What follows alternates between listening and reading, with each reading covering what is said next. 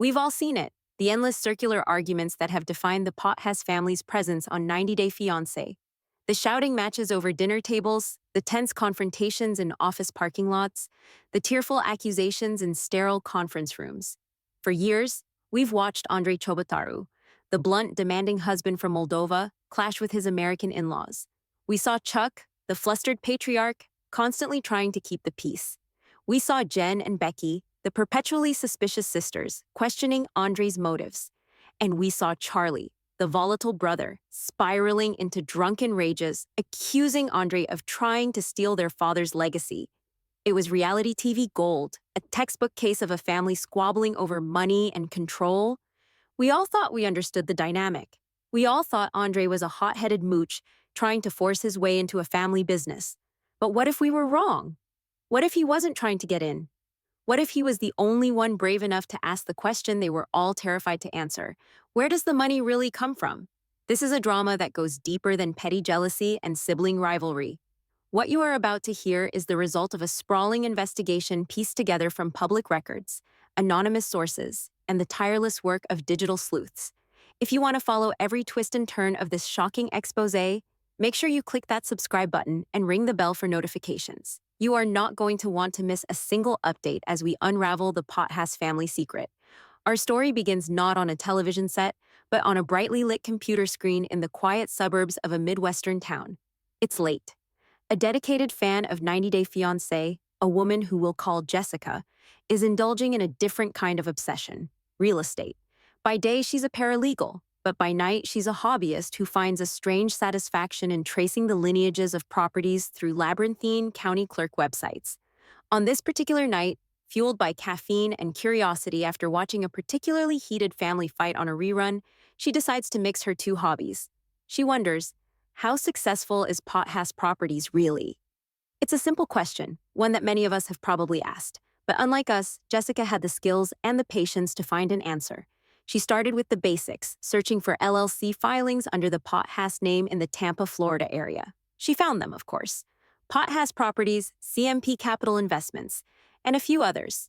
Standard stuff. From there, she began cross-referencing those business names with property transactions in Hillsborough County. It was tedious work, like digital archaeology, sifting through decades of deeds, mortgages, and liens. For hours, it was all perfectly mundane. A house flipped here, a rental property managed there. The numbers seemed to reflect a moderately successful, if unspectacular, local real estate business. It was exactly what you'd expect, and then she found it. It was a deed from 1982, a small, unassuming three-bedroom house in a cookie-cutter subdivision. But attached to the standard legal document was a rider, an addendum that caught her professional eye. It was titled Special Covenant Regarding Land Use and Legacy. This was unusual. Covenants are common, of course. They dictate things like what color you can paint your house or whether you can put up a fence. But this one was different. It was dense with strange, almost philosophical language, referencing the land's inherent vitality and the owner's stewardship obligations. And at the bottom of this strange document, it stated that the covenant was held in perpetuity by a legal entity she had never heard of, the Solstice Land Trust. Jessica's curiosity was piqued. A one-off anomaly, perhaps? A relic of some quirky 80s-era homeowners association? She kept digging. She found another Potthast sale, this one from 1987. The same rider was attached. The same name, the Solstice Land Trust. Then another from 1991 and another from 1994. It wasn't on every property they sold, but it was on a significant number of them, particularly older transactions from the early days of Chuck's career. It was a pattern, a strange, inexplicable pattern, hidden in plain sight within the public record. Jessica knew she had stumbled onto something more than just a real estate quirk. She took screenshots of the deeds, highlighting the bizarre covenant language and the recurring name of the trust. She composed a detailed post, laying out her findings methodically, and uploaded it to the largest 90 Day Fiancé subreddit. She titled it, Weird Anomaly in Potthast Properties Public Records. Has anyone seen this Solstice Land Trust before? She closed her laptop and went to bed, expecting a few dozen upvotes and some speculative comments by morning. She had no idea she had just lit a fuse. By the next day, the thread had exploded. It was the top post on the subreddit, with thousands of upvotes and hundreds of comments. The collective, obsessive energy of the 90 Day Fiancé online fanbase. and energy usually reserved for dissecting social media posts or tracking down exes, had now been focused like a laser beam on this single esoteric legal mystery. The term Solstice Land Trust was being plugged into every search engine, every database, every corner of the internet. But the initial results were frustratingly thin. There was no public-facing website, no list of board members, just a series of opaque corporate filings that led to more shell corporations and post office boxes in Tallahassee and the Cayman Islands. It was a ghost, a legal entity that existed only on paper and on these strange, decades-old property deeds. The online community, now a swarm of self-appointed digital sleuths, refused to be deterred. If the paper trail was a dead end, they would find another way. The new rallying cry became, "Re-watch everything." People began to systematically comb through every episode, every spin-off, every scrap of pillow talk footage featuring the Potthast family, looking for anything out of the ordinary. They weren't just watching for drama anymore, they were watching for clues. They analyzed the art on the walls, the books on the shelves, the brand of Chuck's watch. For weeks, the search yielded nothing. It seemed the lead had gone cold. The breakthrough came from an eagle-eyed viewer in Australia. It was 3 o'clock in the morning, and he was meticulously rewatching a scene from season 5. It was a brief throwaway moment. The family is having a discussion in Chuck's home office. The main action is in the foreground, but this viewer was focused on the background, on the blurry details behind Chuck's head. There, on the wall, was a collection of framed photos and certificates. Among them was a small black-and-white photograph. It was old, clearly from decades past. It showed a group of about a dozen men, all in work clothes, standing in a clearing on a piece of undeveloped, swampy-looking Florida land. They were smiling, posing for the camera. The viewer paused the video. He took a screenshot and began to zoom in, the image pixelating and degrading as he pushed closer and closer. He enhanced the color and contrast, running it through a free online photo editing tool. Most of the faces were just a blur, but one man standing near the center of the group looked familiar. He was younger, thinner, with a full head of dark hair, but the set of his jaw, the shape of his eyes, it looked undeniably like a young Chuck Potthast. This was interesting, but it wasn't the discovery. The discovery was one tiny detail further down. The viewer zoomed in on the young man's waist. He was wearing a large circular belt buckle, a common style in the 1970s. The image was terribly distorted, but there was something on it, a design. He ran the screenshot through another image sharpening program, the kind used to clean up old family photos. The pixels slowly rearranged themselves, coalescing into a recognizable shape. And a collective gasp was heard around the digital world. There, on the belt buckle of the man who looked exactly like a young Chuck Potthast, was a clear and distinct symbol, a gnarled, twisted tree, its roots and branches contorted, set inside the rigid, mechanical outline of a gear. It was the unofficial logo the Reddit community had created for the Solstice Land Trust, a speculative symbol based on the Covenant's strange mixture of naturalistic and industrial language. But it wasn't speculation anymore. Here it was, in a photograph, hanging in Chuck's own house for years, broadcast to millions of people, a secret hiding in plain sight. The connection was no longer a theory, it was real. The foundation of the Potthast family business wasn't just built on flipping houses. It was built on a covenant, and the digital world was about to find out what that covenant truly meant. The discovery of the symbol transformed the online chatter from excited speculation into a full-blown, frenzied investigation. The photo became the 90-day fiance equivalent of the Zapruder film, with every pixel scrutinized, every shadow analyzed. But the symbol, the twisted tree inside the gear, was still a key without a lock. It connected Chuck to the Solstice Land Trust, but it didn't explain what the trust was. The answer to that question wouldn't come from a Reddit thread, but from an unsolicited email that landed in the inbox of the original poster, Jessica. The email was from a man named Dr. Alistair Finch.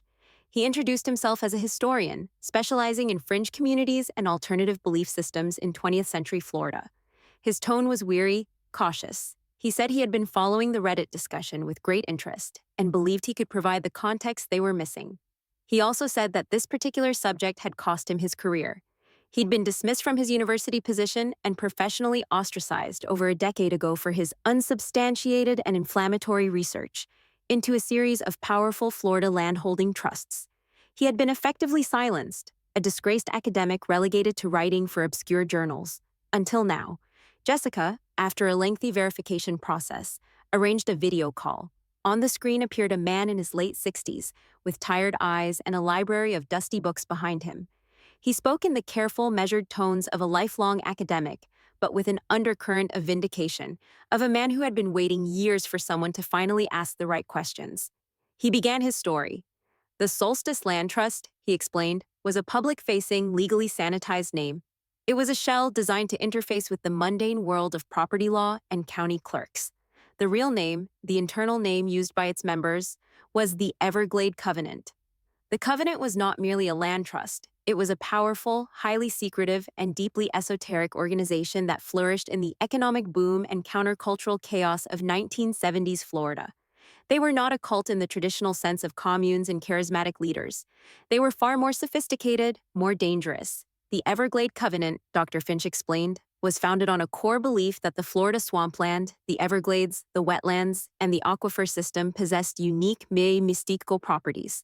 They saw the land not as something to be merely developed, but as a source of immense power, both spiritual and financial. Their goal was simple and terrifyingly ambitious: to control as much of it as possible. They believed that by controlling the land, they could control the future of Florida itself. The symbol of the twisted tree and the gear represented their core philosophy, harnessing the wild, primal energy of the earth, the tree, through the rigid, systematic structure of modern society, law, and business. The gear, nature's power, man's control. They operated in the shadows, using a dual strategy. On one hand, they used intimidation, coercion, and ruthless quasi-legal tactics to acquire vast tracts of undeveloped land from small-time owners and struggling farmers. They would bleed people dry with lawsuits, exploit obscure zoning laws, and use their collective financial muscle to force sales. On the other hand, they needed a way to legitimize their holdings and generate a continuous stream of income. This is where, Dr. Finch said, the legacy families came in. The Covenant recruited a select number of young, ambitious, and morally flexible men from families with deep roots in Florida. Men like Chuck Potthast. These families were given access to capital and tracts of land controlled by the Covenant. Their mission was to act as the public face, the developers, and property managers. They were to build houses, manage rentals, and run what appeared to be ordinary, all-American family businesses. In return for this prosperity, a significant portion of their profits was funneled back to the Covenant's central trust, funding their land acquisitions and other, more illicit activities. These families were not members in the sense of being leaders. They were stewards, middle managers bound by an unbreakable pact. They were given a gilded cage, a life of comfort and wealth, but the bars were always there. Leaving was not an option. Disloyalty was not tolerated. The Covenant protected its own, but it also owned them, body and soul. Suddenly, with this terrifying new context, 25 years of Potthast family drama snapped into a horrifying new focus. Every awkward family dinner, every strained conversation, every explosive fight was no longer just reality TV fodder.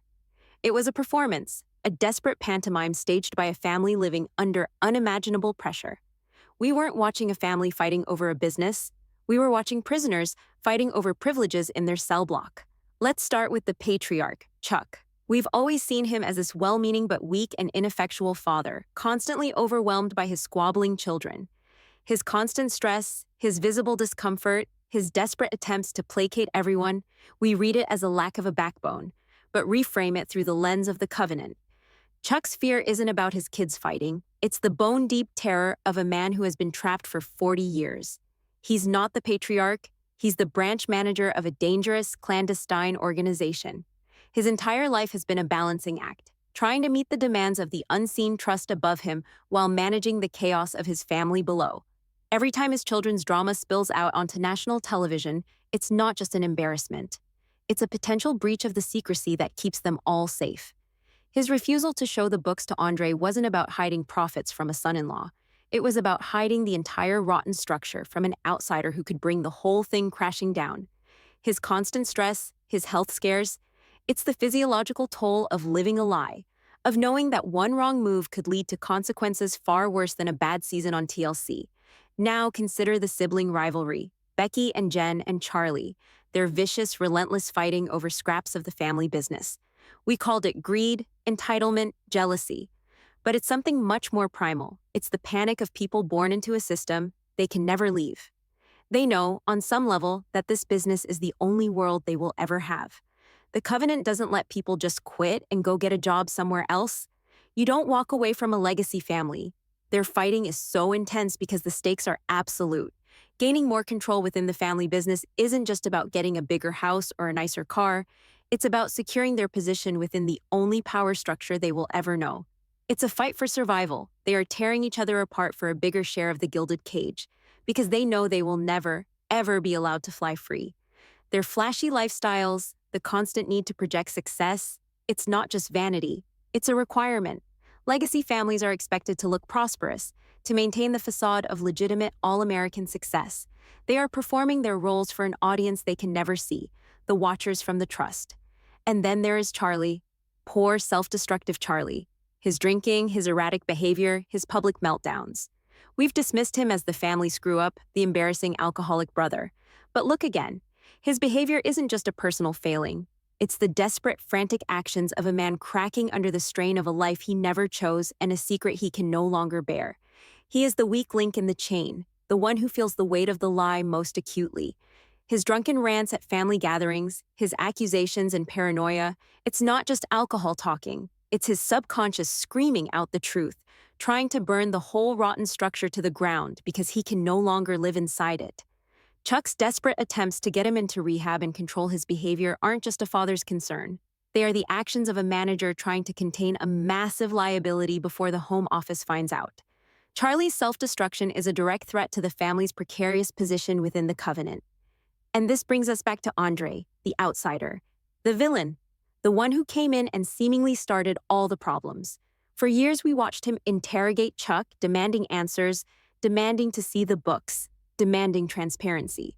We, along with the Potthast sisters, saw it as aggressive, entitled, and disrespectful. We thought he was a grifter trying to muscle his way into a free ride, but we were looking at it from the wrong direction entirely. Andrei wasn't trying to get in. He was trying to figure out what was wrong. Think about where Andrei comes from. He grew up in post-Soviet Moldova, a country rife with corruption, secret police, and opaque systems of power. He worked as a bouncer and later a detective in a world where you had to learn to read between the lines, to sense danger, to understand that what people said was rarely what they meant. He developed a finely tuned instinct for detecting corruption. It was a survival skill. And when he came to America and married into the Potthast family, every single one of his finely honed instincts started screaming.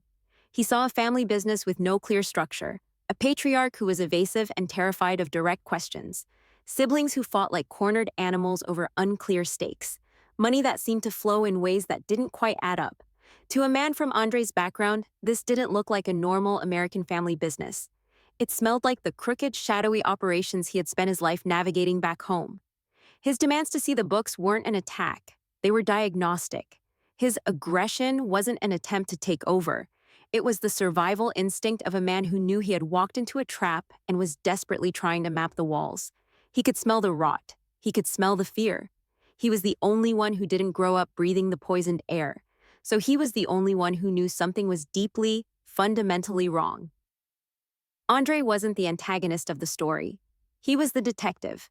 The historian's testimony provided the framework, and the reanalysis of the family's behavior provided the chilling evidence. But the conspiracy was still missing its smoking gun, a piece of concrete proof that the Potthasts were knowingly and fearfully operating under the thumb of this shadowy organization. That proof would arrive in the form of another leak, this one even more explosive than the last. An anonymous source, claiming to be a disgruntled former employee of one of the Potthast sisters' real estate ventures, contacted the most prominent 90-Day Fiance news and gossip account on Instagram. The source provided a screenshot of an email chain dated shortly after Andrei first proposed joining the family business. The metadata was intact, and the email addresses matched the known private accounts of the Potthast siblings. It begins with an email from Becky.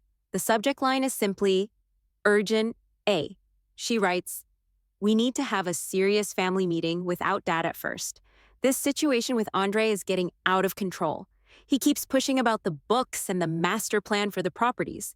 We absolutely cannot let him get involved on that level.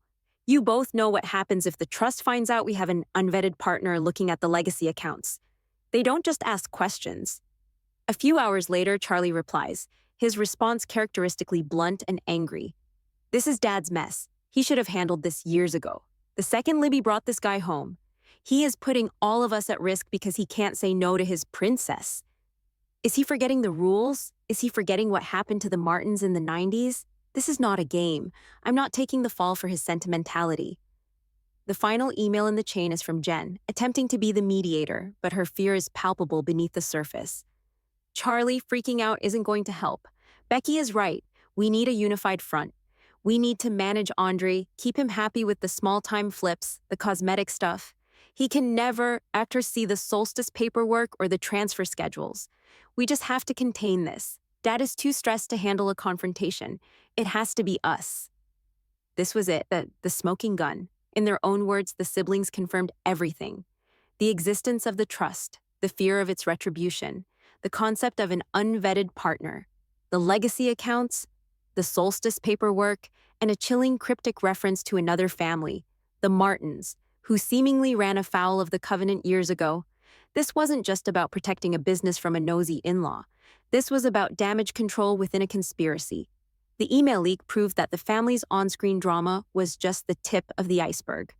Andrei's presence wasn't just creating family tension, it was a direct threat to a decades-long secret pact, and it was pushing the entire Potthast family to the brink of a very dangerous precipice. The leaked email confirmed the family's deepest fears, but it also raised a far more terrifying question. If the Covenant was so dangerous, and if an unvetted partner was such a grave threat, why on earth did Chuck Potthast ever allow Andrei to marry Libby in the first place? To any rational observer, it looked like an act of profound self-sabotage. But to understand this decision, we have to return to the testimony of the disgraced historian, Dr. Alistair Finch. In a follow-up conversation, he revealed what he called the Covenant's foundational doctrine, its most important and fiercely enforced rule. It was all about the land, he explained, and the blood that worked it. To them, the legacy families were not just contractors. They were a distinct bloodline, stewards of the sacred Florida soil. The Covenant's most important rule, therefore, was that bloodlines must remain within the circle. For generations, the legacy families were expected, and often forced, to intermarry. Marriages were strategic, designed to consolidate land holdings, merge business interests, and most importantly, keep the secrets locked tightly within a closed loop of trust and shared guilt. Sons and daughters of these families grew up knowing they were not entirely free to choose their own partners. Their world was a small, insulated network of other legacy families scattered across the state. A marriage was not a romantic affair, it was a business transaction, a renewal of the pact their grandfathers had made in a swampy clearing decades ago. For Libby Potthast to not just marry an outsider, but an outsider from a former Soviet bloc country with a background in law enforcement, was not just a minor infraction. It was the ultimate betrayal. It was a genetic and informational contamination of the highest order. So why did Chuck allow it? The answer, like everything else in this story, is a complex mixture of fear, weakness, and a desperate, misguided love. Chuck, by all accounts, genuinely adores his daughter, Libby. He has always been unable to say no to her. When she returned from Ireland, madly in love with Andrei, Chuck was faced with an impossible choice: deny his daughter's happiness and risk her running off with Andrei anyway, exposing the family to an entirely different kind of scrutiny, or allow the marriage and try to manage the fallout. He chose the latter. He made a desperate gamble. He believed that he could control the situation, that he could buy Andrei's compliance, that he could essentially domesticate the threat. This reframes every single financial interaction we have ever seen between Chuck and the couple. The lavish second wedding in Moldova that Chuck paid for? That wasn't just a father's generosity. That was a strategic investment, an attempt to placate Andrei and show him the benefits of being part of the Potthast world, a world Andrei was not supposed to question. The down payment on their house, the constant loans, the cushy, vaguely defined job he eventually gave Andrei in the family business. It was all a form of hush money. It was Chuck's desperate attempt to put Andrei in a cage, albeit a very comfortable one, hoping the material wealth would blind him to the bars. Chuck thought that by giving Andrei everything he wanted, Andrei would eventually stop asking the one question Chuck could never answer: where does the money really come from? But Chuck's gamble failed spectacularly. Andrei's nature, his inherent suspicion, and his refusal to be placated meant that he kept pushing, kept digging. And every time he did, he sent shockwaves of terror through the rest of the family, who understood the true stakes far better than Libby did. Every fight on national television was another crack in the facade, another beacon of light shone on their shadowy arrangement. According to Dr. Finch, and confirmed by the source who leaked the emails. Chuck's decision to allow the marriage was seen by the Covenant's leadership as a sign of profound weakness. The Potthast family, once a reliable and discreet asset, had become a liability. They were put on the trust's watch list. They were no longer just managers. They were a problem to be monitored, a situation to be contained. Chuck had not just welcomed a son-in-law.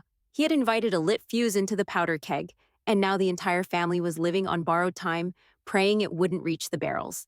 This brings us to the tragic heart of the story, Andrei Chobotauru's American dream. He thought he was escaping the endemic corruption and limited horizons of Moldova.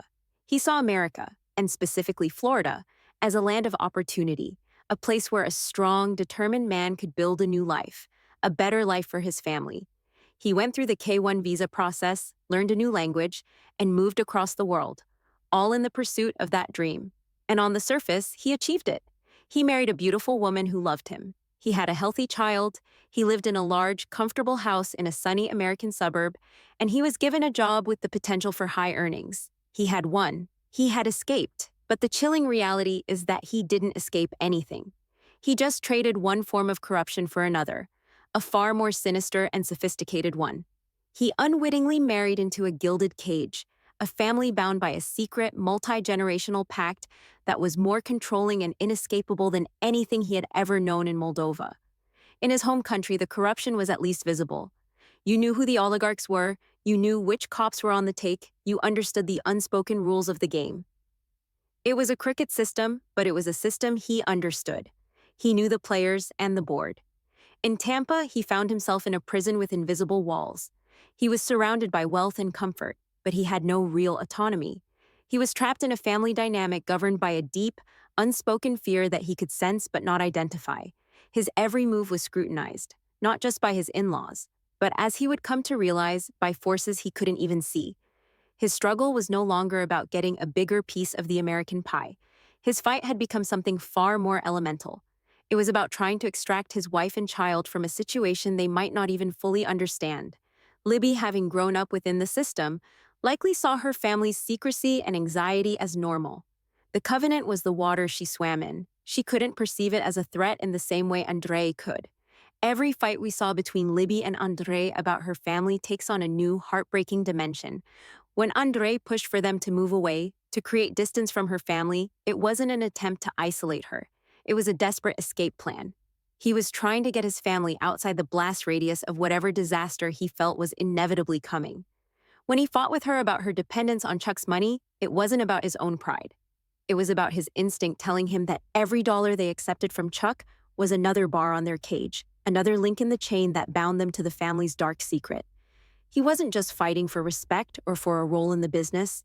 He was fighting for his family's soul, trying to pull them free from a web of obligation and danger that only he, the outsider, could truly see. Andrei Chobotaru thought he was a pioneer charting a new life in the new world. He discovered too late that he was just a character in someone else's horror story, a prisoner in a new kind of prison, one with manicured lawns and a swimming pool, but a prison nonetheless. And that is where the story should end, with a family in quiet turmoil, forever balancing on the knife's edge of exposure. But the nature of a conspiracy like the Everglade Covenant is that it doesn't just go away. It watches, it waits, and in the age of social media, sometimes we can catch a glimpse of the watchers in the reflection. The final piece of this terrifying puzzle did not come from a dusty archive or an anonymous email. It came from a place we all look at every day, Instagram. Just a few weeks ago, Libby posted a live story. It was a perfectly mundane, happy family moment. It was a sunny afternoon, and she was filming her daughter, Eleanor, and her new baby, Winston, playing in the front yard of their home. For about 10 minutes, she narrated their games, laughing as they chased bubbles across the lawn. It was the kind of slice-of-life content that has made the family famous, relatable, and seemingly normal. But the digital sleuths of the 90-Day Fiancé community were no longer watching for family content. They were watching for clues. One of them noticed it. Parked across the street, partially obscured by a palm tree, was a nondescript black sedan. A Ford Crown Victoria, an older model, the kind once favored by police departments and government agencies. It was just a car. It could have belonged to a neighbor, it could have been a visitor, but as the 10-minute Instagram live story went on, the car never moved. No one got in, no one got out. It was just there, a silent dark shape in the background of a sunny family scene. This alone would be nothing more than a passing curiosity. But this viewer did what this community does best. They took a screenshot. The angle was bad, the resolution poor. But for a fleeting second as Libby panned the camera, the rear license plate of the sedan was visible. It was blurry, almost unreadable. The viewer posted the screenshot to the Reddit thread, which was now a massive, sprawling archive of the entire investigation. Probably nothing, they wrote. But can anyone make out this plate? Within an hour, dozens of people were running the image through enhancement software. They pooled their efforts, deciphering one character at a time. Finally, they had a full Florida license plate number. A user with access to motor vehicle registration databases, a private investigator, they claimed, volunteered to run the plate. The results came back a few hours later, and a cold chill ran through the entire online community. The black sedan was not registered to an individual. It was registered to a corporation called Southeastern Logistics and Asset Management. A quick search of Florida's corporate registry revealed that Southeastern Logistics and Asset Management was a shell corporation. Its registered agent was another corporation, Peninsular Holdings Group. And the director listed for Peninsular Holdings Group was a law firm in Tallahassee, the very same law firm that was listed as the registered agent for the Solstice Land Trust. It was a direct, undeniable link. The car parked outside Libby's house, silently observing her children playing, was owned and operated by the same shadowy entity that held the covenant on her family's business, the same entity her family spoke about with such fear in their private emails. The family drama we see on our screens, the fights about money, the sibling rivalries, the tearful reconciliations, it's all just a performance for the cameras. It's a distraction. The real story, the one that truly matters, is happening just out of frame. The Covenant is watching. Chuck's gamble failed. Andrei broke their most sacred rule by entering the bloodline, and his relentless questioning has threatened to expose a secret that has been buried for half a century. And now, they are waiting. They are assessing the threat. The black sedan was not a coincidence. It was a message. A reminder that the gilded cage has guards, and that the prisoners are never truly alone. The question is no longer whether the Potthast family business will survive Andrei's influence, but whether the Potthast family itself will survive the watchful eyes of the Covenant.